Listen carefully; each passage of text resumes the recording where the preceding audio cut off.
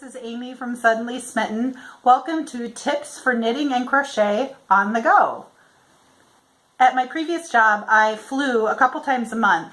I learned a few tricks that I wanted to share with you so that you can take your knitting and crocheting on the go, whether you're taking a plane, train, or automobile. I shot these tips while taking an Amtrak from Chicago to Iowa to visit my parents. Enjoy! So one of the things that I found was when I was flying, one of the challenges was getting both my work laptop, which is a pretty big laptop, as well as my knitting or crocheting materials into that carry-on bag. So I'd have the roller bag, but then a separate carry-on bag. Especially when you're in your airline seats, it is kind of hard sometimes to get down to your bag in the seat in front of you. So, or bag under the seat in front of you, pardon me.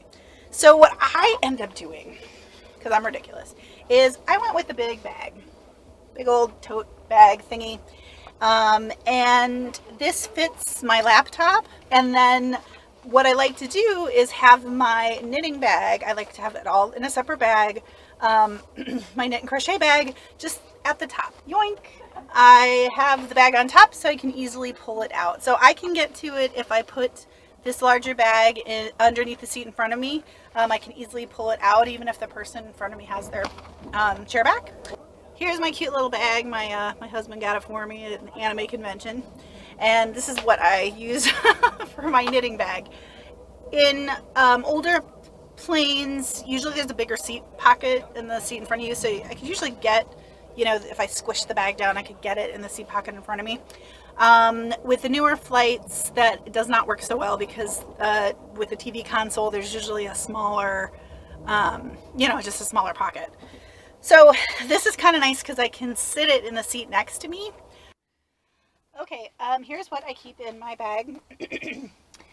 Usually I have a pattern, a written out pattern, but sometimes I have it on my tablet. So I like to keep my tablet or phone easily accessible in my knitting bag. In addition, and this is really one of the most important things that I think you should have, is to have some type of yarn that is center pole. Now, what I mean by that is most commercial skeins, like you see here today, they are center pole, meaning that you can pull yarn from the middle instead of the end. So, you know, the end pull piece is usually pretty easy to find, but it's on the outside of the skein or the ball of yarn, and it can be kind of a pain to pull, especially if you have this tucked in the seat back in front of you, or just in general, it's harder to pull your yarn from the end. So where there's an easier place to pull your yarn from is from the middle or the center, and so that's called center pull yarn. Now often you have to go like rooting around in there, and that's not too bad. You just kind of pull out some yarn, and at some point you'll be able to find the end of it. Oh, see, oh, there's a lot there. That's okay if a lot comes out, because buried amongst here is the end of your yarn. Oh, I think it's right there actually. So it is in the long run much easier to use because it's easier to pull the yarn.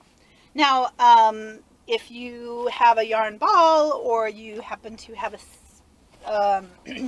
yarn winder and have your own cakes, and one of the reasons why the center pull really is easy is if your yarn gets away from you, you're not going to, you know, lose your yarn by rolling away, which has happened to me twice.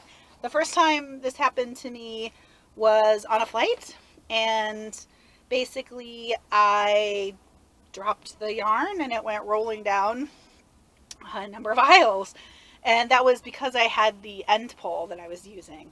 But if I use the center pull like this, then okay, yeah, you might like lose your ball of yarn, but it's not going to roll away in the same way that the end pull yarn would.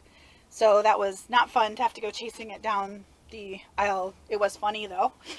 So again, you want to use that center pull rather than an end pull. You know, when you have end pull and you lose your yarn, you just got to go chasing after it. Center pull, love it. All right, okay, so the last thing that I like to have in my knitting bag is a separate pouch with various tools. So this is actually, this little thing came with some pillowcases that I bought at Target. It was like the package that the pillowcases were in, and I thought it was pretty nifty, so I've been using it as my sewing notions bag and my travel bag.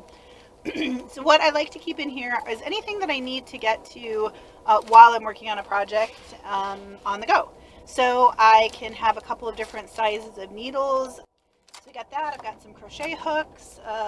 Let's see what else is in here. I've got a pencil. I've got cable needles. Most importantly, though, is this little pill bottle that has all of my basically sewing notions and finishing things that I typically need when I'm working on a project.